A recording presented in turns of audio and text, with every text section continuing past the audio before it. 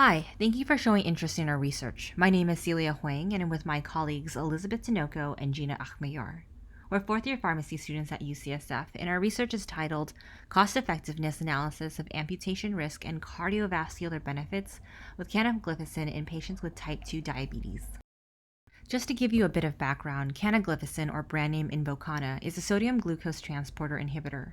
Canagliflozin has many indications, but the indication pertinent to our study is the risk reduction of major adverse cardiovascular events in adults with type 2 diabetes and established cardiovascular disease. This indication emerged from the results of a 2017 study called the Canagliflozin Cardiovascular Assessment Study, or CANVAS program. The study demonstrated a significant increased amputation risk in patients taking canagliflozin in addition to their background diabetes pharmacotherapy, or BT, compared to those on BT only. This finding leads us to question, does canagliflozin's amputation risk reduce its cost effectiveness when compared to BT alone?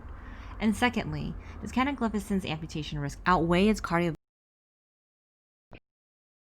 Keeping those questions in mind, our project aimed to answer two objectives. The primary was determining the incremental cost-effectiveness ratio, or ICER, of canagliflozin in addition to background therapy, otherwise referred to as Cana plus BT, versus background therapy alone, or BT, on the basis of amputation risk and CV benefit. The second was evaluating the minimum level of cardiovascular benefit required to offset the different amputation risks.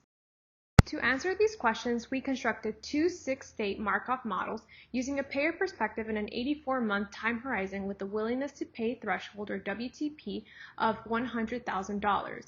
The transition probabilities for both models were derived from the results provided in the CANVAS program.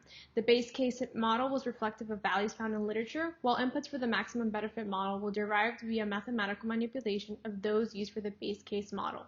Ultimately, the intent for the latter model was to provide the maximum chance for canagliflozin to demonstrate its cost effectiveness. Here you can see the specific cost and utility values used to create the Markov models. Everyone entering the model received a baseline cost for standard diabetes pharmacotherapy and adverse events.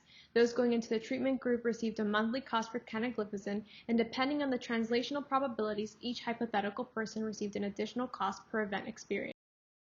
Interestingly, what we found in our base case model was that canagliflozin plus BT was not cost-effective compared to BT alone.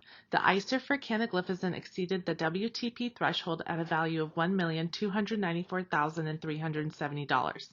Sensitivity analysis for the probability of amputation and non-fatal MI and stroke in canagliflozin plus BT were conducted using a range of probabilities around the reference value, demonstrated ICERs above the WTP threshold throughout the ranges. Similarly, our maximum benefits model demonstrated canagliflozin plus BT was again not cost-effective compared to BT alone.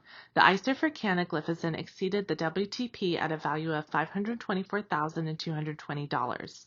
Three sensitivity analyses were conducted. The first sensitivity analysis for the probability of non-fatal MI and stroke was performed by running 100% below and 25% above the average probability of having a CV event.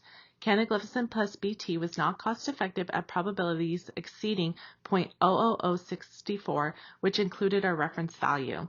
The second sensitivity analysis examined canagliflozin plus BT's cost-effectiveness from a range of probabilities, which was not cost-effective.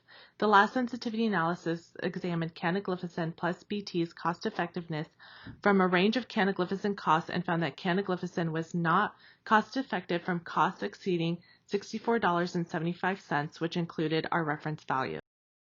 So what did we learn? The CV benefits awarded by canagliflozin did not translate to canagliflozin being cost-effective in the base case scenario or in our maximum benefit scenario, demonstrating that the high drug cost of canagliflozin was a strong driver in these short-term models.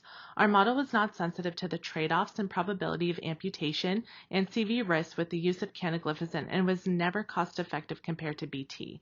Although the short-term model suggests canagliflozin was not cost-effective in a high CV risk population with diabetes, canagliflozin may provide benefit to some patients with type 2 diabetes and high risk for CV events. More published information is needed about the extent and lifetime costs of amputation and long-term CV benefits. Future cost-effectiveness studies should track CV benefits and amputation risk over lifetime. Thank you again for showing interest in our research. For questions, please don't hesitate to email.